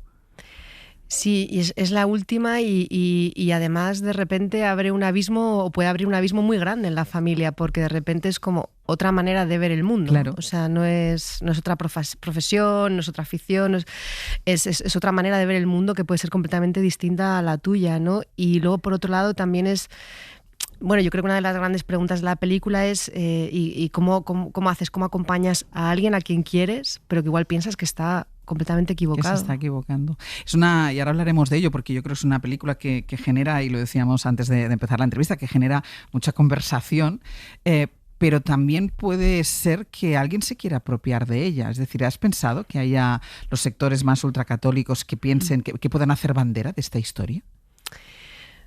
Sí, esto, por ejemplo, lo hemos hablado además, ¿no? Alguna vez internamente con los productores y las productoras de la película. Lo que pasa es que yo creo que a mí lo que sí que me daba miedo, personalmente como creadora, era hacer una película que tuviera una lectura dogmática en alguna dirección. Y creo que eso no pasa. O sea, creo que la película es verdad que te da tu margen como espectador para que saques tus propias conclusiones, tus propias reflexiones, pero la película se mueve en el ámbito de cuestionar cosas. Entonces, en ese sentido, yo evidentemente no puedo controlar lo que piensa cada uno, ¿no? Pero la película cuestiona las cosas, ¿no? Esa es la pero las mirada cuestiona de la todas. película. Sí, claro, porque uno cosas, puede empezar pensando, va a cuestionar la vocación y la decisión de ella, pero cuestiona también las actitudes del resto de la familia. Sí. Y no da respuestas, que eso es lo bueno, yo creo.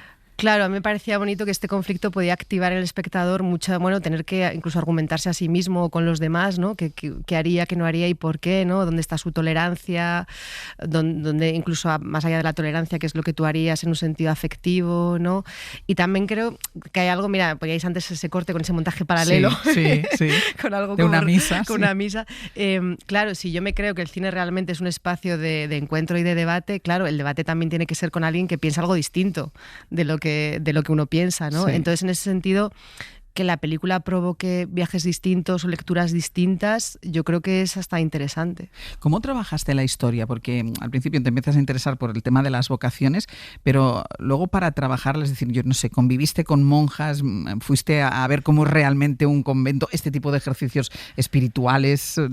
Claro, yo estoy siendo como muy prudente en contar como todo lo que he hecho como por respeto, ¿no? Como los magos, no contar todos los trucos, pero bueno, sí he estado, digamos que he estado en muchos sitios que pensé que nunca estaría, he estado y he conocido muchísima gente. Digamos que todo lo que aparece en la película lo he conocido a través de conversaciones con personas que lo habían vivido, tanto familiares como chicas, como sacerdotes, y sí, o sea, quiero decir que todo está como muy basado en hechos reales. ¿Y descubriste muchas cosas o te sorprendieron, aunque no quieras contarlas, pero te sorprendieron muchas cosas? ¿O prejuicios que tú tuvieras o ideas preconcebidas?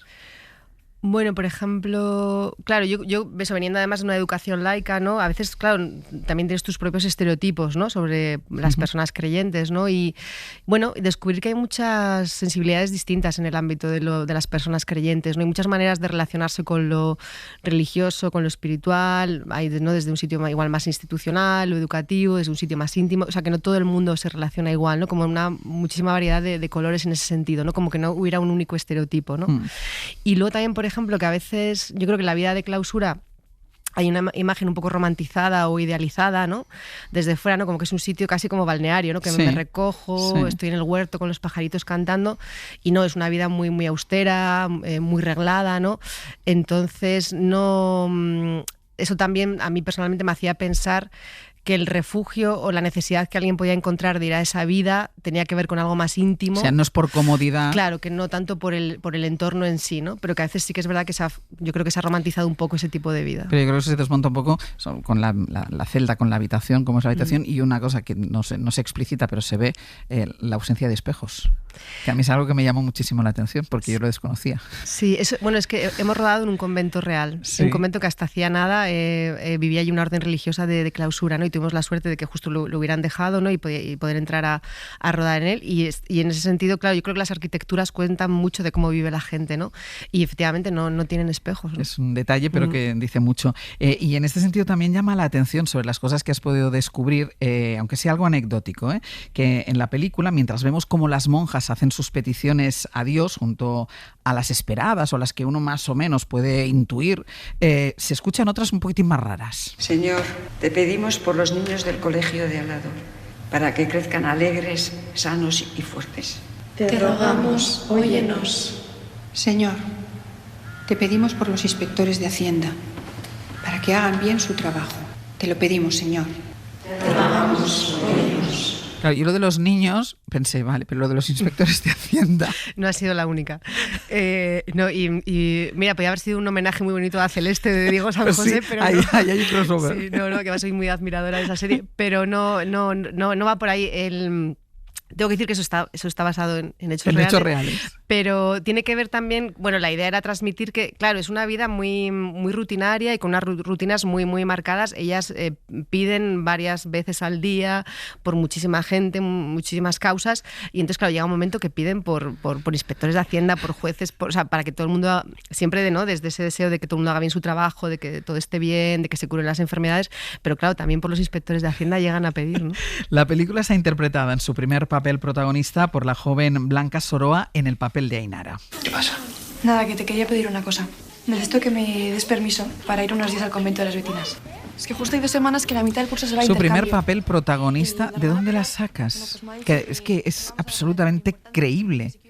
Todo lo hace bien. Sí, tiene una luz preciosa, ¿no? Tiene ese magnetismo, ¿no? Para la cámara. Sin hablar incluso, sí. Y era muy importante, ¿no? Porque era un personaje que iba a escuchar mucho al mundo adulto, ¿no? Y que va a estar como muy zarandeado por ese mundo adulto, pero su mirada tenía que también de alguna manera cuestionar a los adultos, ¿no? Que la rodean, ¿no? Y bueno, pues una búsqueda de cientos de chicas, un casting de estos que llamamos de calle, en el sentido de que sabes que estás intentando encontrar a alguien que no está en los circuitos habituales y que no ha hecho nada, y por colegios de Bilbao y alrededores, hasta que apareció, ¿no? Y fue difícil dirigirla a alguien que incluso no sé si tenía algún vínculo con la religión o no. No lo tenía. Fue distinto, ¿no? Porque es verdad que yo hasta ahora siempre había tenido, además, la gran suerte, ¿no?, de trabajar con gente con, no sé, Laia Costa, Susi Sánchez, Nagore Aramburu, bueno, Pedro Casablanca, o sea, con actores ya con mucha experiencia, ¿no?, y conociendo cómo ellos trabajan, ¿no? Y de repente era alguien a la que yo podía enseñarle un poco cómo veía yo que podía trabajar ella, ¿no? Y ha sido muy bonito porque también aprendes cosas de esa frescura, de ese alguien que está mirando por primera vez tu mundo, ¿no?, tu proceso, ¿no?, actoral, también aprendes cosas. Hablamos de la decisión de una joven de 17 años, huérfana de madre, de meterse a monja de clausura, que es recibida de manera diferente por el entorno familiar. Está, por ejemplo, la opinión del padre. Ya he hablado con ella, Maite. Tiene casi 18 años. ¿Tú crees que le importa lo que le digamos los demás? ¿Y si a ella es lo que le hace feliz? Aunque a ti no te guste. No es una secta. No lo es. Es una vocación religiosa, Maite. No se le va a pasar porque le ofrezcas un plan mejor. ¿Cómo se le va a pasar? Bueno, pues no lo sé, Maite. ¿Cómo se le va a pasar? No tengo ni idea. ¿Vale? Pero yo soy el padre y decido lo que se hace. La del tío. Por favor, Ainara cree en Dios. Cree. De la misma manera que vos crees en el cambio climático, ella cree en Dios. Ya, pero que ella crea en lo que le dé la gana, pero vaya a la universidad. Es una chica estupenda. Pero ahora mismo es una fanática religiosa. Yo no sé qué se puede hacer con eso. O la más radical o contraria a esa decisión, que es su tía. No le insistimos. Le hacemos la maleta y se la ponemos ahí dentro. Que se encierre con esa pandilla de locas y que sigan lavándole el cerebro. Hacemos esto. El posicionamiento más radical es el que mantiene la tía de la protagonista. ¿Era un personaje imprescindible para la película en el sentido de que mucha gente se puede sentir identificada, sobre todo en ella? O sea, ¿representa buena parte de los posibles espectadores? Sí, claro, yo creo que representa, de hecho, una de las reacciones más como más orgánicas a eso, ¿no? Sí, en un primer momento, ¿no?, esa reacción de shock y de rechazo y de querer convencer a la chica, ¿no? Claro, además hay que entender también que la película también aborda, digamos, la tensión o el interrogante de hasta qué punto la vocación religiosa es algo espontáneo, un sentimiento absolutamente genuino, o puede estar influenciado de alguna manera por carencias afectivas o también por un mundo adulto religioso, ¿no? Sí, que por el entorno, un colegio de monjas. Claro. Hasta qué punto puede haber algo ahí que, ¿no?, cómo juega lo humano en esa vocación aparentemente divina, ¿no?, según el relato de Ainara, ¿no? Entonces, claro, si tú además como familiar estás poniéndolo bajo sospecha, como de genuino es ese sentimiento, crees que puede haber algún adulto de alguna manera adoctrinando, claro, pues es una de las reacciones más, yo creo, más lógicas, ¿no?, a una situación así. Y has mencionado también lo de la ausencia familiar, o sea, no es casual que ella en el personaje sea huérfana de madre, o sea, eso es importante también. Sí, esa decisión narrativa fue importante porque yo quería lanzar esa pregunta, ¿no?, y quería explorar esas hipótesis de decir, ¿cómo juega lo educacional? ¿Cómo juega lo humano, lo afectivo, ¿no? Entonces, era importante que este personaje, aunque fuera muy joven, de 17 años, ya en algún momento de su vida se hubiera enfrentado a que el mundo puede ser un lugar muy, muy duro, ¿no? Y lidiar con la incertidumbre esa que puede generar la pérdida de un ser querido, ¿no? Entonces ya la colocaba en un sitio distinto, ¿no? En ese proceso, ¿no? Y luego el amor que está presente en todas las reacciones, porque, por ejemplo, la reacción del padre, que a la hermana o a la tía le sorprende, pero que al final lo que prevalece es el amor hacia su hija. Es decir, si ella ha elegido esto, pues y el amor de la tía, es decir, todos la quieren, ¿no? Es decir, yo creo que es lo que une a todos los personajes. Es bonito porque muchas veces, el otro día me lo comentaba una chica, decía, tengo la sensación que habla de formas de amar la película. Sí. Y me parecía muy interesante, ¿no? De que entendemos cuál es eso, el buen amar a alguien, ¿no? En un momento así, ¿no? De una decisión puedes amar así, diciendo, pues mira, si esto es lo que te hace feliz, hazlo, o puedes amar oponiéndote porque piensas que es una auténtica locura, pero los dos la quieren con locura. Sí. Y también el otro lado, ¿no? El de la persona de la vocación religiosa, en el sentido de yo os puedo querer, pero necesito hacer esto, ¿no? O sea, y llego hasta el punto de enfrentarme con vosotros, ¿no? Si pensamos en tu ópera prima, en 5 lobitos, también esa era la historia de una mujer que tiene que tomar otro tipo de decisiones. En eso tu tercera película, Los domingos, no está filosóficamente muy lejos de aquella. Es una historia de mujeres protagonistas con la necesidad de tomar las riendas de su vida. Eso es voluntario. Voluntad por tu parte. Mía. Sí, no, yo creo que ahora que lo veo un poco en retrospectiva, además, ¿no? Se ve como más claro, ¿no? Pero con necesidad de tomar las riendas de su vida y con lo complicado que es a veces, ¿no? Tomar las riendas de tu vida, ¿no? O sea, como alejarme de narrativas que ponen a personajes femeninos como igual en sitios de falso empoderamiento, ¿no? Porque luego la vida es mucho más compleja, ¿no? En el sentido de pues sí, puedes saber lo que quieres, pero cómo trabaja el entorno para que eso no sea tan fácil, ¿no? De llegar a ese sitio, ¿no? ¿Por qué hablaste al recibir el premio de la Concha San Sebastián de ese recibimiento tan bonito? ¿Te daba miedo el recibimiento? Sí, porque tenía, pues la verdad estoy muy agradecida cómo recibió la película el público y la crítica, porque sí sentíamos que había un riesgo con esta película. No era un tema que estaba en ninguna agenda temática, es un tema que podía ser... Nosotros yo he intentado tratarlo con delicadeza, ¿no? Pero bueno, podía generar como una controversia facilona, irse a ver cómo... No sé, yo creo que la película intenta entablar una conversación profunda y podía haberse quedado como en otro tipo de conversación, ¿no? Y lo hermoso fue que la gente agradeció tener ese margen como espectador para sacar sus propias conclusiones, yo creo. Así ya vas más tranquila de cara al estreno. Voy más tranquila, la verdad, a ver qué pasa, pero voy más tranquila. Los domingos, dirigida por Alauda Ruiz de Azúa, película, recordamos, galardonada con la Concha de Oro en el Festival de San Sebastián, en los cines. A partir de este viernes, vayan al cine y véanla. Alauda, muchísimas gracias. Gracias a ti, un placer. Hoy por Hoy Magazine. Ser podcast. ¿Qué pasa, Francino? Es como un niño revoltoso. Que está en una cueva. En una cueva. Ahí estaba, con todo su eco.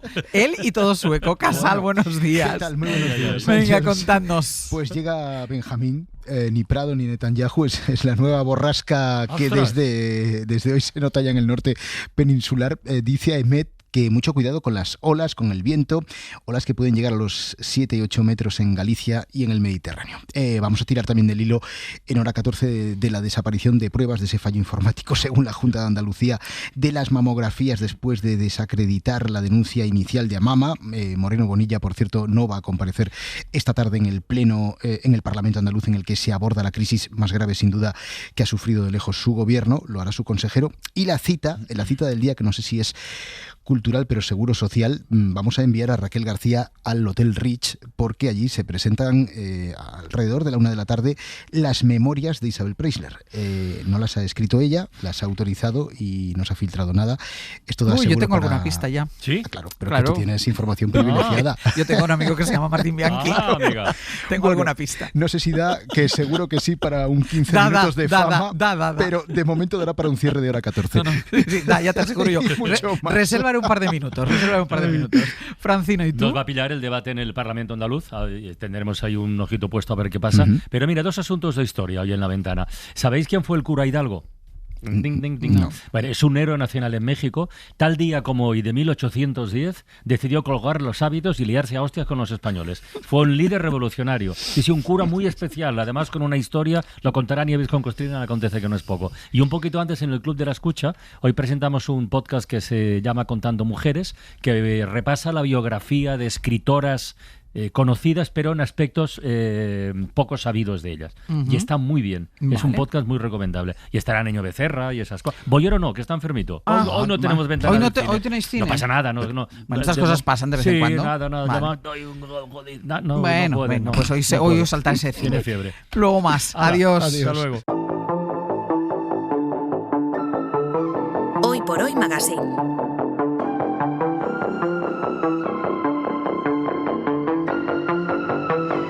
Ser podcast.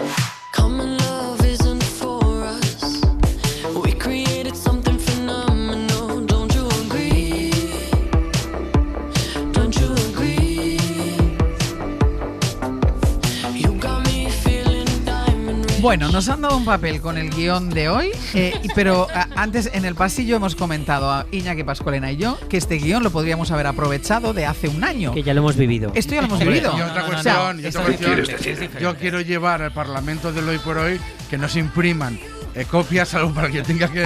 Estoy de acuerdo contigo. Porque, estoy de acuerdo contigo, pero si además la copia es de un tema que aquí ya se ha abordado, porque ¿cuántas veces he dicho yo, Pascu, vas al gimnasio? O, Pascu, empiezas a correr esta tarde. Pero hoy es una derivada, hoy es una derivada. Estoy pillando, una rutina que nunca en la vida, gimnasio. La fuerza de voluntad no ha sido suficiente hasta ahora para ir al gimnasio. Entonces, en mi vida he tenido que entrar en una obra en casa.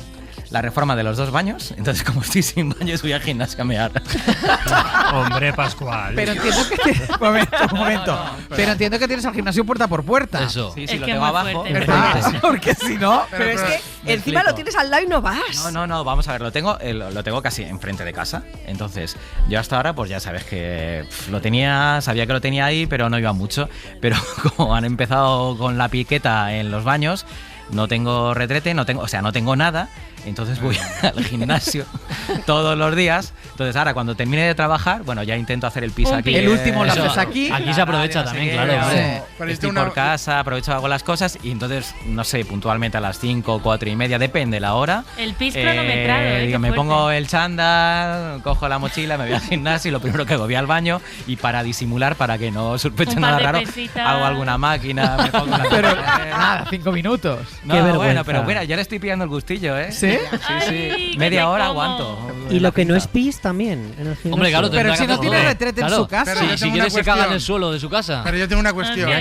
Claro. Tengo una cuestión. Bueno, primero una consideración. Sí. Al gimnasio le da igual que tú vayas solo a hacer pis. Es más, agradece Hombre, que tú solo pagas. vayas a hacer pis para que no ocupes Mientras sea máquina. limpio, Bueno, eso ya se da por hecho que sí. Yo me comporto. ¿Vale? Sí. Entonces al gimnasio le da igual porque no gastas en máquinas. Por cierto, y en el es gimnasio mejor. hay una cosa, Pero en los baños, y ya apunto. Una cosa que has descubierto hay ahora. un cartelito que dice prohibido afeitarse. Es Sí, la única claro. prohibición. Claro, Pero es la que esto gente está muy loca, esto es muy de habitual afeitarse en el que lo gimnasio. hagan. Seguramente hay mucha Pero gente Pascual lo que necesita. tiene Pero la reforma de los baños. hay carteles que ponen no se puede afeitar ni depilar. Sí, claro. Hombre, Eso es que la gente habitual. también se Vale, cree que el venga, baño del Pero gimnasio solo- es su casa. Un momento, que Solo Sergio una Castro hace consideración rato que está intentando. solo una cosa pequeña. Entonces, a las 3 de la mañana, ¿qué vas a hacer hoy? No, vamos a ver. Es que también estoy de ocupa en casa de mi hermano. Ah, que también estás Ah, Severino, Yo soy de las Donate. 8:30, justo cuando empieza la Champions, esas cosas, ya llego allí. Y ya te Es quedas a verdad. dormir. Y ya me quedo. Claro, Es una muy buena la vida. misión Claro, completa. porque yo estaba pensando a medianoche, eso ¿Qué que hace? te da, que has bebido una cerveza por la tarde y tienes más ganas de ir al baño y eso. No, las tardes las paso en el gimnasio. Pero yo creo que cuando se le acaben Qué las fuerte. obras de casa va a alargarlo. No le va a decir a nadie que han acabado las obras y No, va a porque- seguir yendo a casa de su hermano a Hombre, mear. eso- Cuando no es el plus. pis es la comida. O sea. Claro, por eso digo, si Pero siempre tu lo hace. hermano también vive cerca de tu casa. Sí, a 5 minutos, pero me pilla un poquito más lejos que el gimnasio. Claro, claro. Ah, Si qué vas, faena. si vas apurado, en el gimnasio vas más. Al gimnasio voy. Lleva Pero un- bueno. Te van a echar del gimnasio si escuchan el hoy por hoy, tú lo No, sabes, no, ¿no? no sabe. Lleva un mes No, diciendo que solo va a durar la obra 4 días. Que solo iba a estar en mi casa 4 días. Bueno, hay pero que que las decir en su obras- defensa que las obras se ya sabe se cuándo ve. empiezan. Las Pero, obras son muy Sebe, complejas. yo de ti de vez en cuando pasaría por casa de tu hermano, porque estés capaz de decir, Vamos. no, es que todavía no han terminado, no, es que Claro. ahora está no sé Sí. qué, y le tienes ahí instalado en Sí, tu sí. casa. Hoy tenemos día grande. Sí, porque llega siempre. Hombre, hoy hay Champions. Como lo habéis escuchado, llega siempre cuando la cena ya está preparada. Claro. O sea, Ay, no qué va a llegar listo. para preparar la cena. ¿No has pelado un ajo en casa de tu hermano? ¿Desde hace cuánto? Ayer llegué y estaba pelando los ajos. Claro. Oye, Ay, el cómo te fútbol y entiendo. el pis en casa ajena. Está bien. Madre mía. Yo he de decir que en mi gimnasio de peluquería yo he llegado a ir al gimnasio solo a cortarme el pelo. ¿En serio? Eso es verdad que me lo Esto has es contado. verídico. Pero un gimnasio con peluquería. Es Es de, que- es de dinero. No, al revés, es muy barato. No, No haremos publicidad, pero es barato. Es de dinero. No, que no, te no, lo estás no. llevando crudo. Te dan la amigo. toalla allí. No. No.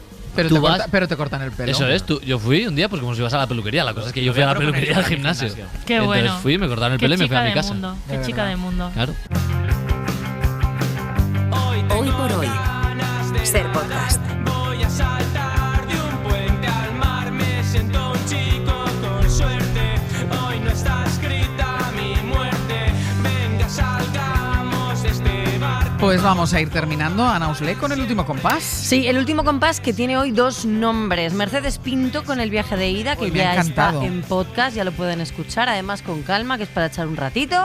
Y Alauda Ruiz de Azúa, la directora que nos ha presentado, la directora de cine nos ha presentado su nueva película, Los Domingos, que plantea una conversación profunda cuando en una familia, la adolescente, 17 años, plantea que quiere meterse monja de clausura. Cuando documentándome sobre este tema de las vocaciones, descubro que muchísimas veces generan mucho conflicto en las familias, ¿no? Ya sea la familia creyente o no creyente. Claro, a mí me parecía bonito que este conflicto podía activar en el espectador tener que incluso argumentarse a sí mismo o con los demás, ¿no? ¿Qué haría, qué no haría y por qué, ¿no? ¿Dónde está su tolerancia? ¿Dónde incluso más allá de la tolerancia, qué es lo que tú harías en un sentido afectivo, ¿no? Claro, si yo me creo que el cine realmente es un espacio de encuentro y de debate, claro, el debate también tiene que ser con alguien que piensa algo distinto de lo que uno piensa, ¿no? Sí. Entonces, en ese sentido, que la película provoque viajes distintos o lecturas distintas, yo creo que es hasta interesante. Dios tiene planes Los domingos, que es una de las pelis que mañana va a comentar sí, mañana Javier Ocaña. la ha visto y nos dirá qué le ha parecido. Que mañana toca cine. Nosotros también la hemos visto, pero le dejamos la crítica a Ocaña. Sabe más, Nosotros sabe hemos más. hecho la entrevista a Laura Luis Rezúa. Mañana volvemos a partir de las 6. Les esperamos. Pongan el despertador. Pasar por todo esto.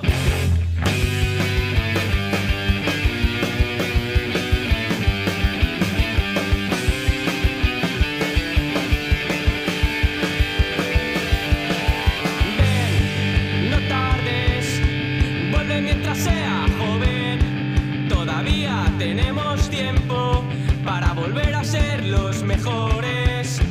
Ven, no tardes, vuelve mientras sea joven. Sería un feo gesto hacerme pasar por todo esto. Si no tuviese planes para mí, sé que tiene planes para mí. Sería un feo gesto hacerme pasar por todo esto. Dios tiene planes para mí, sé que tiene planes para mí. Sería un feo gesto hacerme pasar por todo esto. Hoy por hoy, Àngels Barceló. Para no perderte ningún episodio, síguenos en la aplicación o la web de la SER, Podium Podcast o tu plataforma de audio favorita.